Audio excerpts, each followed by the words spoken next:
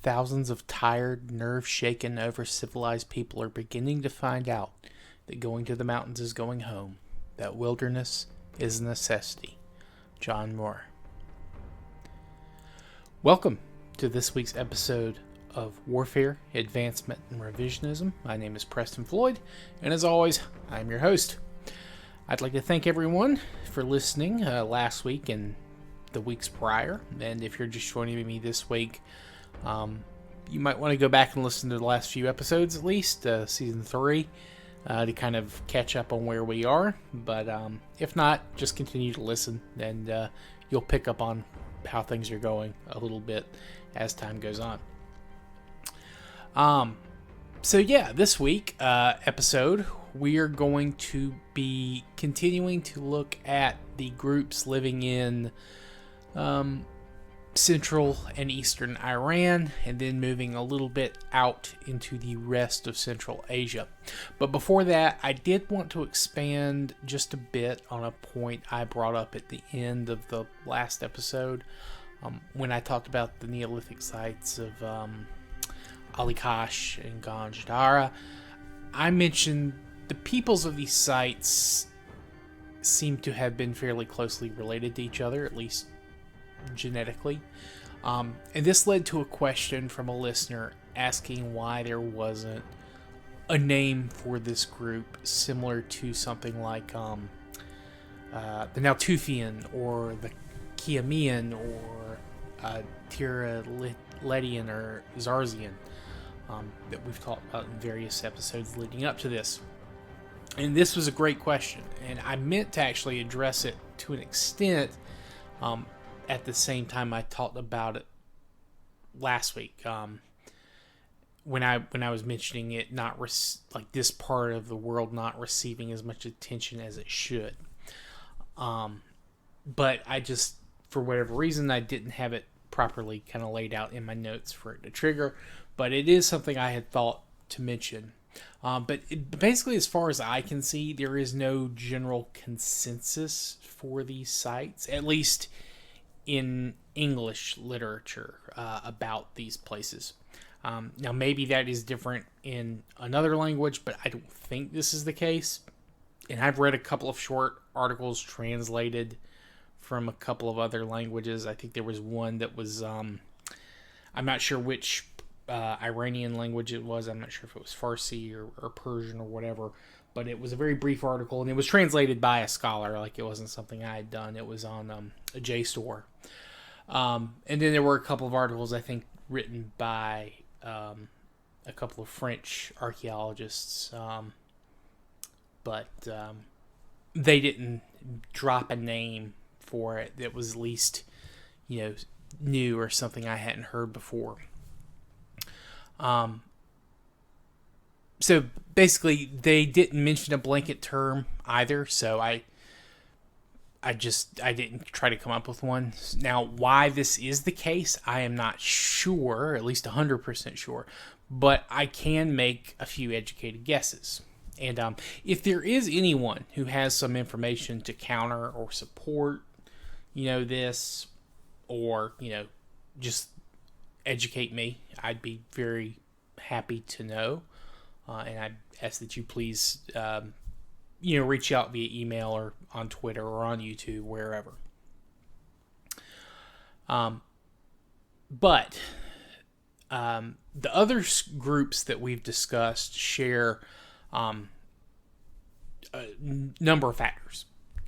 Cultural artifacts, which is, things like non-utilitarian tools, maybe decorations, like wood carvings, toys, or potential toys for children, that kind of thing. Then you have tools, actual tools used for work.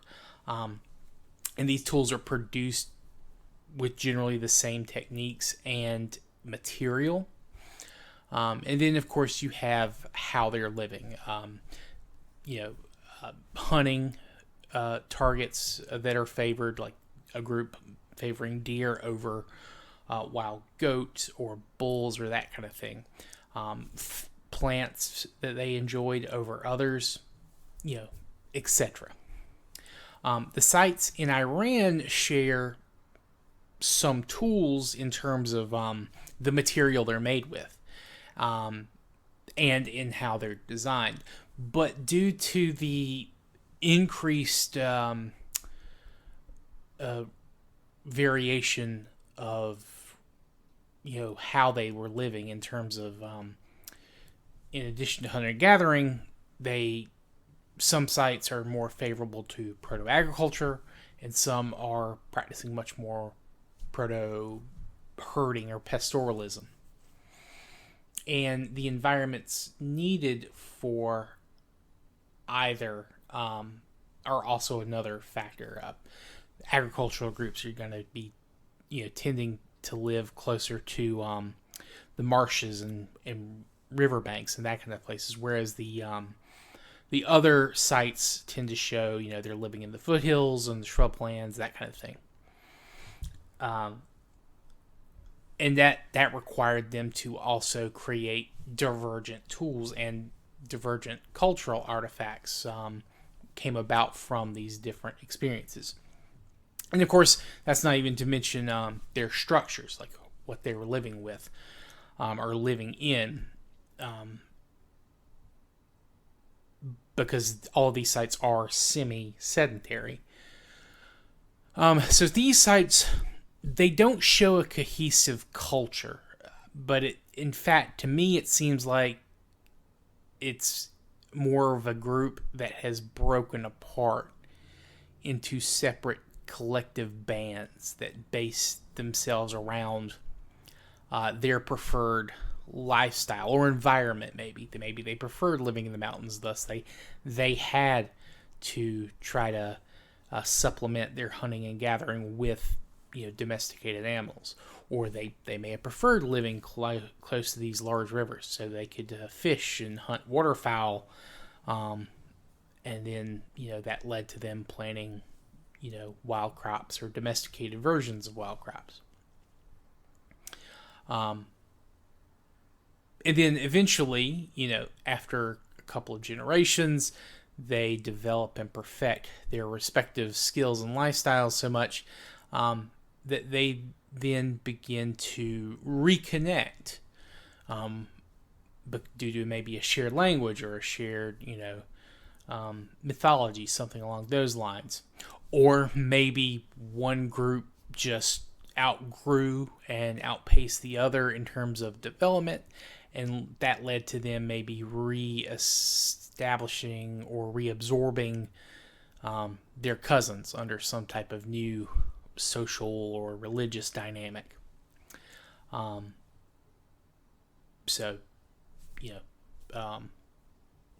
is why I think there probably isn't a name, because they're not a group yet, though they will be again. And probably were before this point, but again, just due to the nature of hunter-gatherers, it may be hard to kind of differentiate them from their neighbors, or from the people that were living there in the 1,000 or 2 years beforehand. So I also mentioned some other sites in passing, but when we return to this region in the next time skip, I will talk more about them. These are sites like Chogamish and Chogabonut. And I apologize again if I am butchering the pronunciation. I do not speak Persian, much like I did not speak Turkish, so please bear with me. For now, though, we need to complete our discussion of, I guess, what is modern Iran at between 8,000 BC to 6,000 BC. Now, unlike the area in the northeast and the area around the Caspian Sea coast that we talked about a couple of weeks ago, or the plains and foothills we discussed last time, which had around 10 to 12 confirmed sites of occupation by semi-sedentary hunter-gatherers, farmers, or herders. The rest of modern Iran, or what will become modern Iran, has far fewer sites. They maybe have the same amount total as either of those other regions that we've discussed in the last 2 episodes. And of course, keep in mind that those are just the discovered sites, and it doesn't, take account groups of 100% mobile hunter-gatherers that, are not leaving these kind of traces. But even today, the part of Iran that we're going to be focusing on in this episode is not nearly as densely populated as the places we talked about last time. There are a couple exceptions to this. Tehran, which is to the south of a mountain range, but it's just over the range to get to the Caspian Sea. So there's a lot of modern conveniences that make it possible for a city like Tehran or Isfahan to exist. But by and large, this is the less densely populated part of Iran that we're focusing on. And this is due to the fact that the region is, again, super mountainous, and it doesn't benefit from being part of the water systems of Mesopotamia in the west or the Caspian Sea in the north. The Zagros Mountains is cutting off the latter, and the Alborz Mountains are cutting off the former. So this region has few, if any, large navigable rivers. There are a couple of small ones, streams that, they're formed when snows in the mountains melt. But those are few and far between, and there might not always be enough flow depending on the time of year. And there are a few sizable lakes in this region. They are almost all salt lakes though, and this, they're not ideal for large-scale agriculture. You can grow certain crops with salt water, but it's not necessarily the easiest thing in the world to do. And things like, I don't think rice can grow in salt water quite like that. So it's more types of wheat or barley, things of that nature. And there's also precipitation in the region is also very low. Though, again, at this time frame, it may have been higher.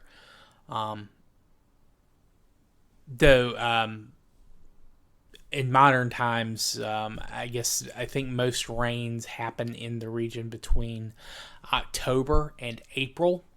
And this is likely to freeze and make snow between November and February. So you've got a month in the fall where it's raining and it's not freezing, but it's still probably too cold to grow anything. And then you've got March and April in the, early spring. It still might be too cold, or the ground might be too hard to properly dig, or make it very hard to dig and actually get crops in the ground early. So that's kind of the reason,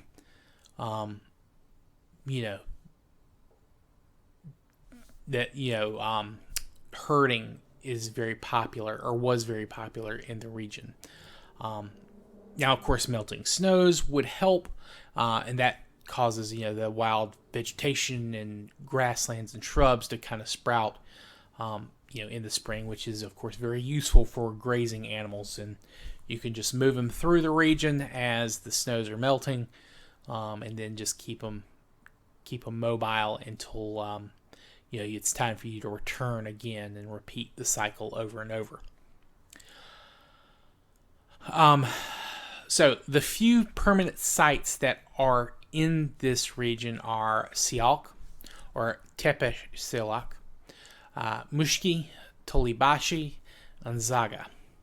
Now, Sialk and Zaga are closer to the center of modern Iran, which this kind of elevated region between the two mountain ranges is sometimes referred to as the Iranian Plateau. Now, Mushki and Tol El Bashri are more in the far southeast of modern Iran. Think if you were to look at a map today, it would be kind of away from the coast near the UAE, and kind of towards more Iran's border with Pakistan. And then you have, excuse me, sorry, lost my train of thought there. Now, I'm not going to go into too much detail on these places in this episode because these sites are just beginning to be occupied on a permanent basis. Somewhere in the last 500 years of our, 8,000 to 6,000 BC timeline. So maybe 6,500, although it could have been a couple of hundred years after that this happened. In fact, it may not even be till 100 years or so after we're ending. That's kind of the time frame that we have. It's not easy to necessarily date some of these products. But by the time we return, though, in the next season, these sites can be, could be seen as, or could be considered fairly successful at transitioning to what might be considered a town or a village. And it's based on, those type of organizations. And, they can be seen to be fully embracing ceramics and some level of true agriculture or herding, depending on, where they're located. When we jump forward again, these places will be firmly established. But of course, due to their nature, they're not going to undergo that final push of urbanization and go to a city model, at least not yet. And I don't think that this region ever really sees true cities as you wouldn't encounter them as city-states, at least historically speaking. But we're going to get into that in the future, and I am still planning on doing like a episode devoted to urbanization and how specifically towns and villages develop and then develop further into a full-blown city. That is still a plan of mine, and it will be at some point this season, although I don't know the best time to fit it in just yet. Now, that said, there are still two more settlements to mention. This is Yarim Tepe and Sung-i Chakmak. Now, these two sites are located in modern Iran's far northeast, and they're located near the border of modern Turkmenistan. Now, these two sites are associated with a specific culture that is believed to have existed at this time, and that is the Jeitun culture. Now, this name comes from the site called Jeitun. This is a type site. It basically serves as kind of like the model for the rest of this culture, or the rest of this culture's sites, I should say. And it is in a very historically active region, at least when it comes to human habitation.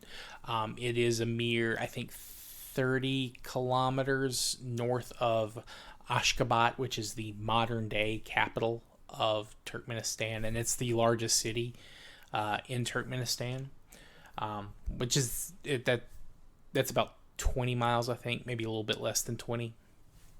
And this site was occupied from around 7,200, and it will continue to be occupied and used till about 4,500. So it is a very long used site. Though I should go ahead and just preface this from the outset, it is not occupied 100% of the time, and we'll get into the reasons of that here in just a minute. But if you were to look at a population density map of Turkmenistan, you'll see that most of their population lives across the Kapet Dag Mountains, where Jeitun is very close by. And then they go to the south east. There are a couple of rivers there that meet that are either flowing flowing into Pakistan and Afghanistan, and they're very heavily populated. There's not a lot of huge cities, but there are a ton of numerous smaller settlements all up and down these rivers. And that's where you will find most of Turkmenistan's population concentrated along this mountain range, going into these river valleys, or there are some other sites kind of going to the northwest, and then there is a gap in between another mountain range, and in this gap you can get to the plains, or a plain where you can reach the Caspian Sea shore and coast, and then you can follow that coast south all the way down to some of the other mountain valleys in Iran, or you can just continue following the coast until you kind of have to turn west and then north, and then from there you can get to a few of the Caucasus regions as well. And the Kapit Dag mountain range is separate from the Alborz mountains.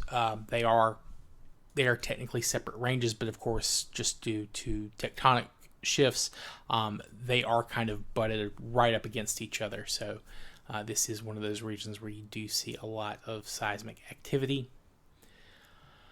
And the name, interestingly enough, Kapit Dag, it is debated, but I think the most popular origin for the name is believed to have meant bad mountain, and that's not bad that it's unlivable. It just means that it was difficult to traverse.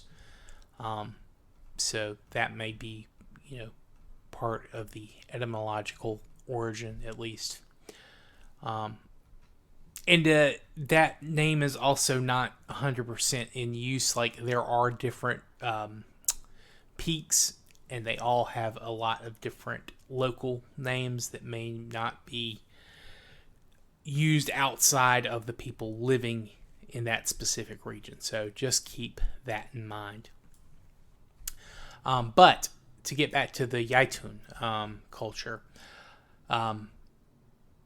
they do not grow very many types of plants. They only had wheat and barley, and very limited number of wheat. I think they only had 2 varieties, and they have found evidence of using wooden and bone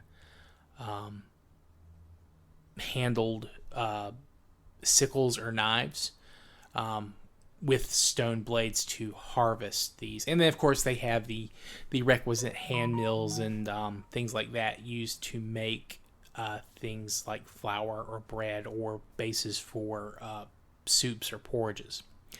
And this is the oldest place where you can find evidence of farming in Central Asia. And I think that dates to around, I want to say it's around the 7,000, somewhere in the 7,000 to 6,500 BC mark. So it is something that is coming along a little bit later compared to some of the places we've discussed, maybe a couple hundred years before that fact. And there are no wild versions of any of these crops in the region. So they were just growing these domesticated strains. That the wild varieties that these crops descended from are not present and were not present in this region. However, there are, of course, plenty of wild plants, flowers, things like that that would have been useful for hunters and gatherers, and even as these sedentary or semi-sedentary communities are being established, those wild plants would be used even before they were importing crops into the region. And this is a place where you get evidence for very early domestication events. specifically goats. I don't think sheep were present in this region, or at least I haven't read anything specifically mentioning sheep. But goats definitely were. So this is possible one of those areas where goats may have been independently domesticated, whereas some places in Iran or Turkey were also independently domesticating those types of animals. Can't say for sure, at least not yet.